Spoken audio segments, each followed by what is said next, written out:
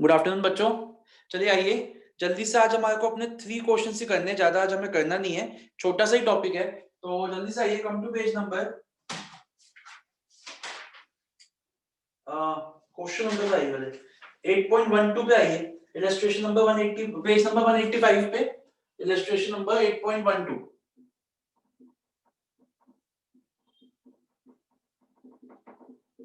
मैं होमवर्क दे सकता था आप लोगों को, लेकिन मुझे पता है आप होमवर्क करोगे नहीं, इसलिए मैंने कहा नहीं, मैं अपने सामने कराओगे, छोटी क्लास ही है, हाफ एन आवर की।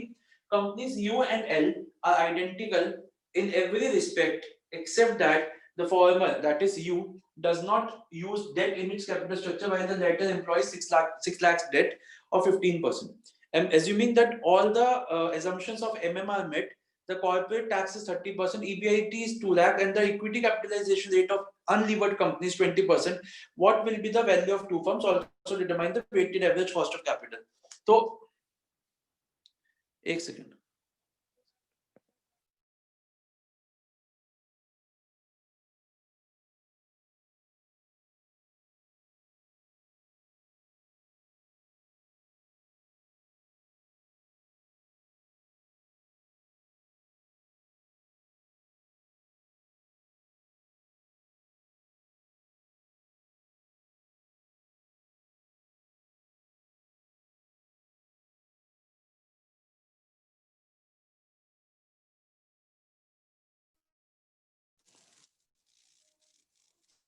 हाँ जी, तो जल्दी से शुरू करते हैं इसको।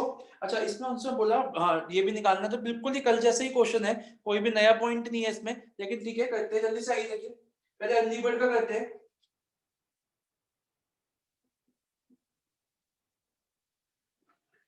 तो वैल्यू ऑफ फर्म कैसे निकलेगा? EBIT into 1 minus T upon K of unlevered. तो ईबीआईटी कितना, 2 lakhs, 1 माइनस 0.3 अपॉन के कितना है, 20%। तो ये हमारा आ गया 7 lakhs। और value of firm of levered कितना हो जाएगा? Value of firm of unlevered plus D into T. कर रहे हो ना अनीश, समझ आ रहा है ना? हाँ जी अनीश। सर हाँ जी, हाँ जी निश्चय बोलो। सर एक बात बताओ, 1 माइनस टी तब हम बिना 1 माइनस टी के कब लेते थे? हम 1 माइनस टी के MM1 में लेते थे, सारी अप्रोचेस हमने 1 माइनस टी के बिना ही की है। MM2 में हमें लेना है ये। ठीक है। हाँ, और MM में अप्रोच में हमने सारे में लिया है, और MM से पहले वाली सारी अप्रोचेस में हमने किसी में भी नहीं लिया टी। और सर कैसे पता चलेगा MM1 कौन सी है और MM2 कौन सी है? MM में आप मान के चलो MM1 और MM2 का कुछ नहीं है, आपके जितने भी प्रैक्टिकल क्वेश्चंस है वो सारे MM2 के ही है, MM1 का प्रैक्टिकल क्वेश्चन ही नहीं है। ओके। वो सिर्फ थ्योरी के लिए आपको पता होना चाहिए।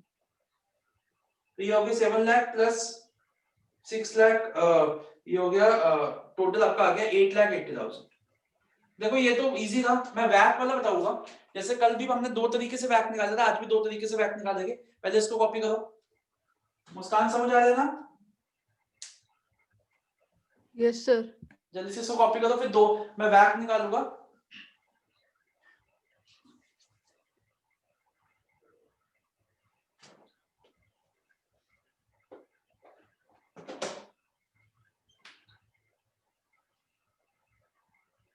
हो गया?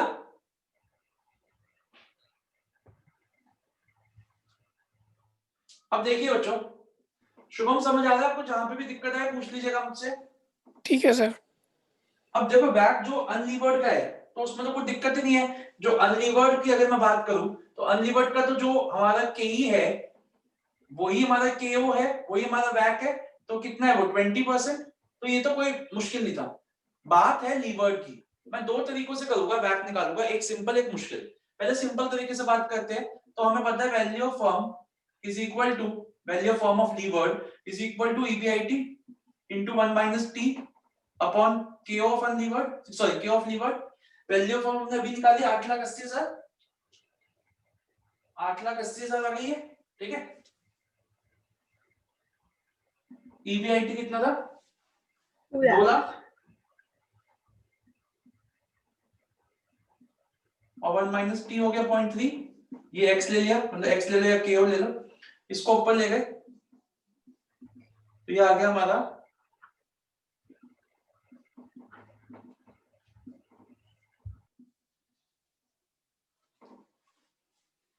तो हमारा कितना आ गया इससे,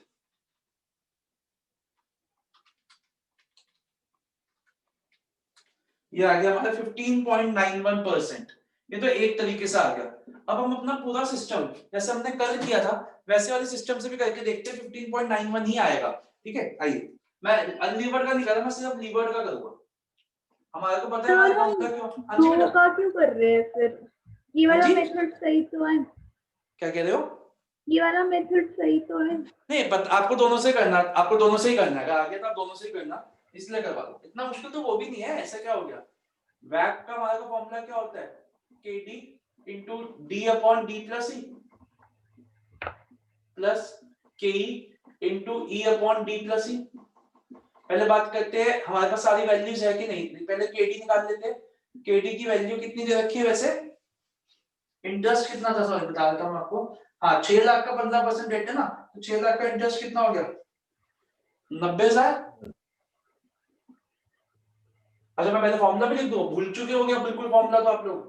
interest into 1 minus T upon value of debt, तो 90,000 1 माइनस 0.3 अपॉन डेट कितनी थी, 6 लाख।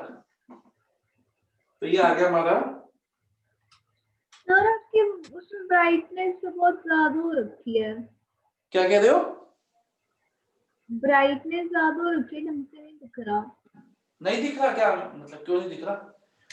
अरे आप अपने आप करो ना, कॉपी करेंगे क्यों नहीं हो, जहां अटको वहां कॉपी करो, ऐसे क्यों कॉपी करने में लगी पड़ी हो। कई निकालते हैं,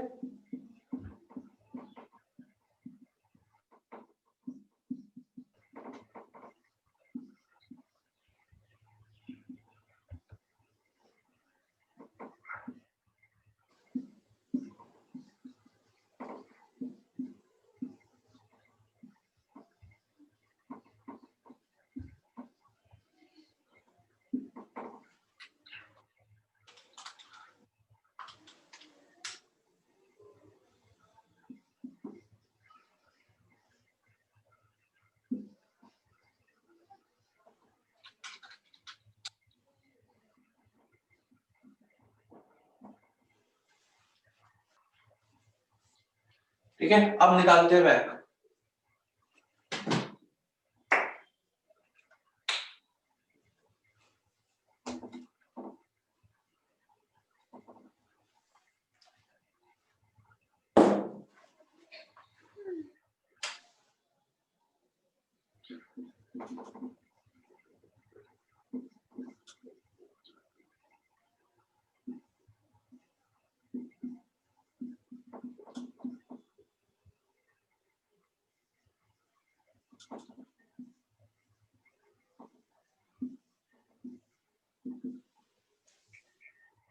रशिता ये समझ आया है आपको ये वाला तरीका?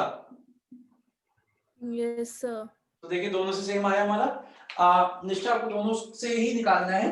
अनीश आपको समझ में आया? Yes sir. जल्दी से कॉपी करिए इसको, फिर अपने 2 क्वेश्चंस बचे जल्दी से उनको भी खत्म करते हो, तो और छोटे हैं, 5-10 मिनट्स मोर बस।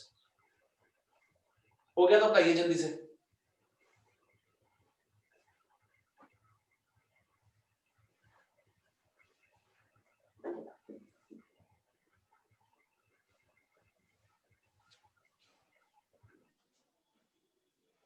हो गया? मोहित समझ आ रहा है? Yes sir. चलिए अब आप लोग आइए क्वेश्चन नंबर 8.18, पेज नंबर 187 पे आइए। 8.18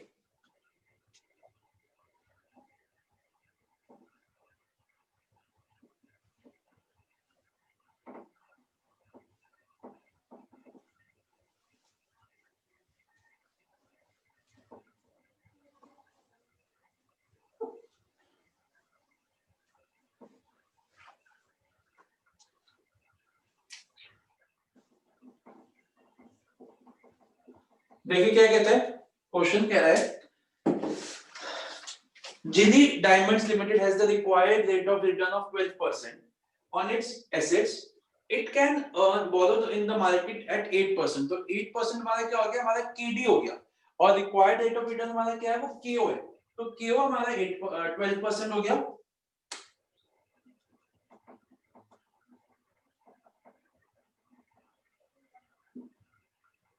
KD 8% हो गया।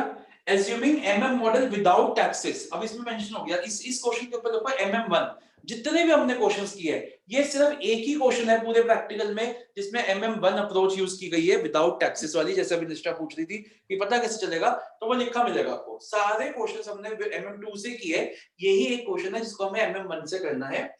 What would be the cost of equity of the firm if the target capital structure is 80% equity and 50, दो है, दो पार्ट्स है, एक 80% इक्विटी, एक 50% इक्विटी।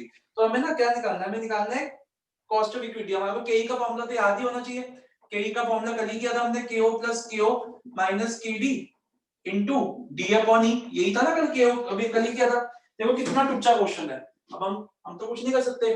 12 प्लस 12 माइनस 8, अगर हमारी इक्विटी है 80% इक्विटी है तो डेट कितना हो जाएगा 20%, तो 20/80, और अगर 50% इक्विटी है तो कितना हो जाएगा 50%। खत्म। शुभम समझ में आया? हाँ जी sir. Muskan, yes sir. Anish, yes sir. Okay हो गया। बेकार क्वेश्चन है, एक लास्ट क्वेश्चन बचा है, वो करा के क्लास को वाइंड अप करेंगे। निश्चय को समझ आ गया? Yes sir. हटा दूं, हो गया ना? देखिए बच्चों, इसका नेक्स्ट क्वेश्चन पढ़िए, उसको इंपॉर्टेंट मार्क कर लीजिए, है तो वो भी इजी, बट कर लो, उसमें एक नई चीज है। 8.19 क्वेश्चन को इंपॉर्टेंट मार्क करेंगे। लास्ट क्वेश्चन है,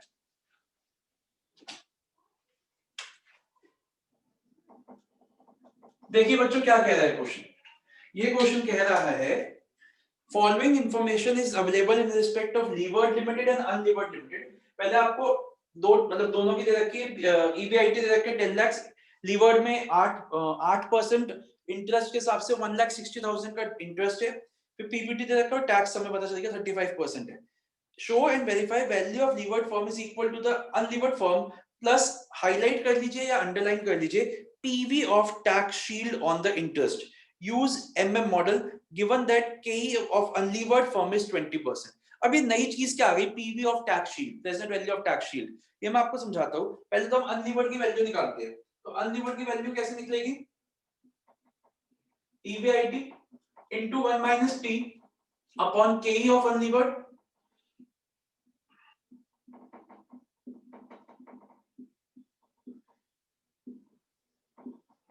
ये कितना आ गया, ये आपकी वैल्यू आ जाएगी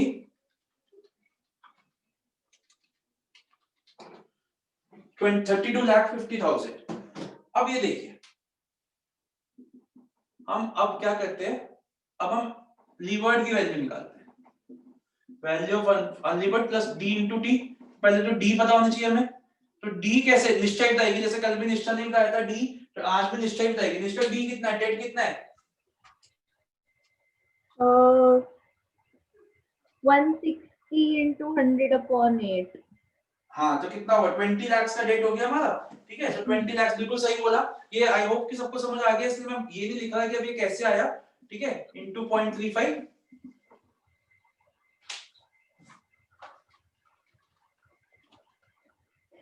यार आप लोगों की कोई नई डेट शीट आई है? कल कोई बच्चे कह रहे हैं कि एक नई डेट शीट अभी इशू हुई है, कुछ ऐसा है क्या? नहीं। आपका वही है ना, आपका 24 तारीख को ही है ना एग्जाम? Yes sir. देखो सर बच्चों, आपने करवाना है। हाँ, अरे और कौन करवाएगा, नहीं करवाऊंगा। और वैसे तो आप कहेंगे, आपके पास एग्जाम आएगा, आप कहेंगे बोलोगे सर देखो सारा हो गया, पेपर चेक कर दो बस, क्योंकि इतनी अच्छी तैयारी की है। और मैं अपने ऊपर नहीं कह रहा, मैं आप लोगों के लिए अप्रिशिएट करूंगा, आप लोगों ने बहुत मेहनत की है और हमारी क्लासेस बहुत अच्छी हुई है। वैसे कोई दिक्कत नहीं है, जब कोई भी दिक्कत आएगी तो मैं हुई आपके साथ। ये क्या हो गया, अब इसको हमें एक और तरीके से करना है। उसने बोला कि इसको चेक करके बताओ कि the value of levered firm is value of unlevered plus present value of tax shield. तो हम क्या करेंगे, ये देखो, हम इसको एक और तरीके से करते हैं। ये नया, ये जो मैं करने जा रहा हूं ये नई चीज है। Value of levered is equal to value of unlevered plus present value of tax shield. इसका क्या मतलब होता है ये देखो, पहले यहां तक हो गया तो कॉपी करो इसको, फिर मैं वो चीज करा।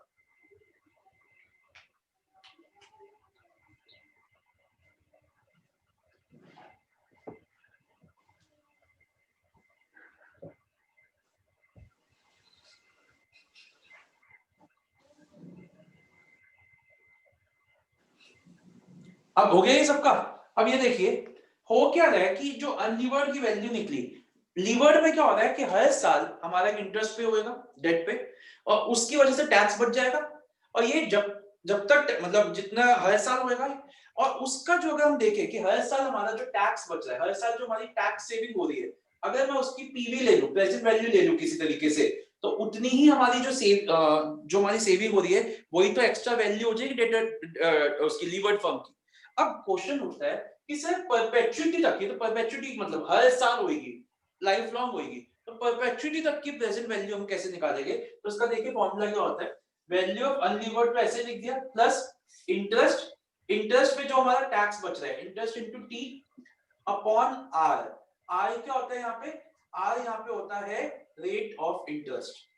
तो देखिए क्या होता है, BFU लिखा है ना आपने? बीएफयू ये, हाँ हाँ हाँ बीएफ अनलीवर्ड की पहले वैल्यू ऑफ अनलीवर्ड ये, हाँ ठीक है। तो देखिए 32,50,000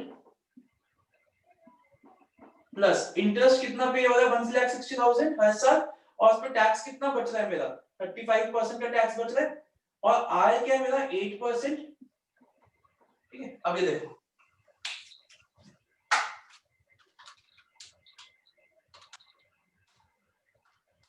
ये देखिए, ओह सॉरी,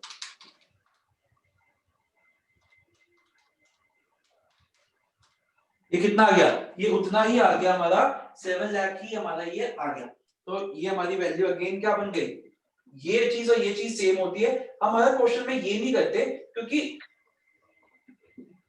इसी का शॉर्टकट लोगों ने, जो फाइनेंशियल गुरुज है उसने इसका ही shortcut, preview of tax shield का ही शॉर्टकट हमें ये दे दिया कि चाहे आप ये कर लो चाहे आप ऐसे कर लो एक ही बात है। तो अब इसलिए हम हर क्वेश्चन में ये करते हैं, लेकिन इसमें उन्होंने बोला है दैट इट इज इक्वल, ये शो करके दिखाओ, तो हमने ये किया। बेसिकली होता यही है, इसका शॉर्टकट है ये, और ये हम हर क्वेश्चन में यूज करते हैं।